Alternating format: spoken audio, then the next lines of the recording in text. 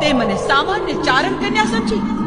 હવે જો શું થાય છે, આ ધરામાંથી એટલું પાણી વહાવું કે હાહાકાર થઈ જાય. માફી આપો.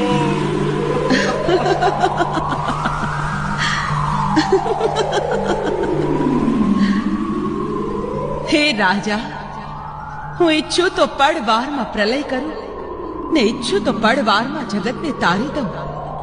તારો જીવ મારે નથી લેવો. તારો પસ્તાવો ખરા હૃદયનો છે, તેથી તને ક્ષમા આપું છું. આ માટલિયા ધરા પર મારું મંદિર બંધાવજે.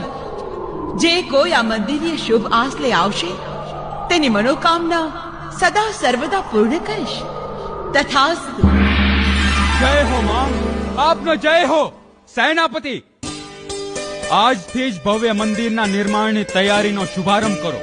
બોલો ખોડિયાર માતની જય.